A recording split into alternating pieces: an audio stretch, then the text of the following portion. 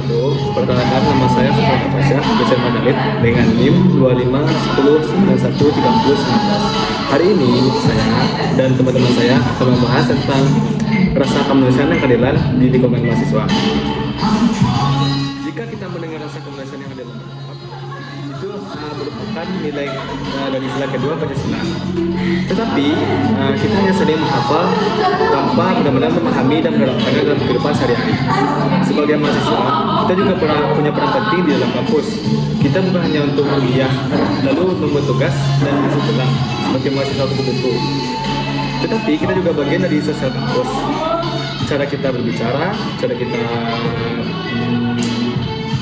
berdebat, cara kita berdiskusi, cara kita bersikap, bahkan berkomentar di dalam media sosial pun itu merupakan nilai kemanusiaan yang ada pada diri kita. Di era modern sekarang, teknologi semakin canggih, media sosial semakin bebas. Tetapi sayangnya kita masih menemukan sikap yang kurang mencerminkan nilai kemanusiaan. Misalnya, daripada yang berujung saling menjatuhkan, kurang menghargai pendapat orang lain, bahkan melakukan perundungan antar mahasiswa. Padahal di lingkungan kampus kita, yakni Universitas Andalas, memiliki mahasiswa yang berasal dari latar belakang yang berbeda-beda. Ada yang berbeda daerah, ada yang berbeda budaya, ada yang berbeda cara berpikir, ada yang berbeda suku.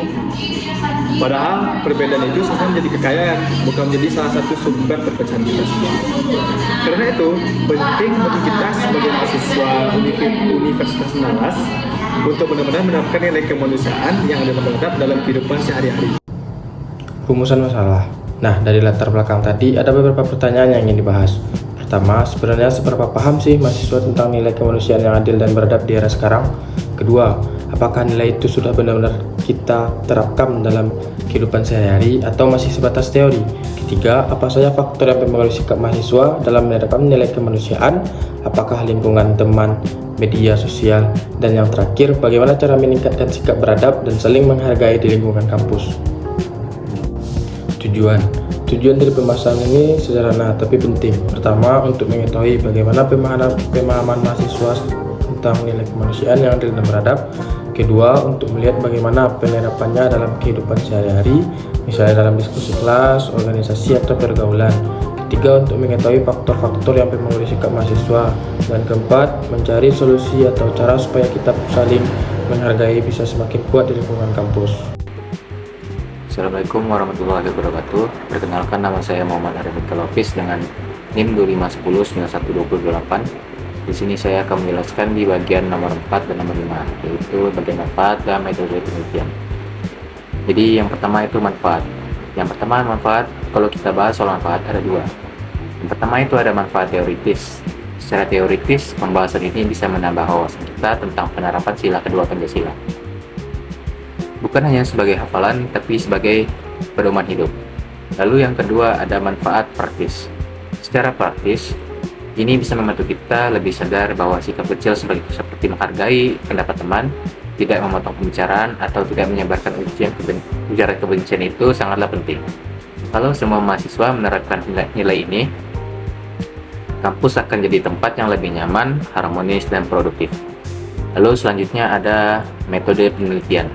Untuk mengetahui hal-hal tadi yang sudah dijelaskan oleh teman-teman saya sebelumnya, penelitian ini menggunakan pendekatan kualitatif deskriptif. Jadi penelitian ini itu lebih fokus memahami fenomena yang terjadi di lapangan, bukan menghitung angka-angka statistik. Jenis penelitiannya itu adalah studi lapangan atau field research. Lokasinya di Universitas Andalas dengan subjek penelitian mahasiswa aktif. Data dikumpulkan melalui observasi, wawancara, dan dokumentasi. Jadi peneliti benar-benar melihat langsung bagaimana sikap mahasiswa, lalu melakukan wawancara untuk mengetahui pendapat mereka. Kemudian data dianalisis melalui reduksi data, penyajian data, dan penarikan kesimpulan. Baik, selanjutnya akan saya serahkan kepada yang bersangkutan. Sebagai penutup, dapat disimpulkan bahwa nilai kemanusiaan yang adil dan beradab sangat relevan di era modern. Nilai ini tidak hanya menjadi dasar negara, tetapi harus diterapkan dalam kehidupan sehari-hari, termasuk di lingkungan kampus. Mahasiswa sebagai generasi terdidik seharusnya menjadi contoh dalam bersikap adil, menghargai perbedaan, dan menjaga etika.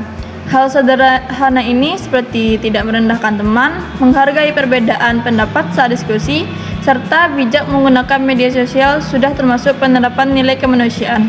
Selain itu, penerapan nilai kemanusiaan juga dapat memperkuat rasa saling menghargai dan persaudaraan antar mahasiswa.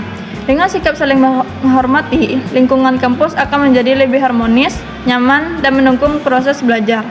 Jika setiap mahasiswa mulai menerapkan nilai tersebut dari diri sendiri, maka kehidupan di kampus akan menjadi lebih baik bagi semua.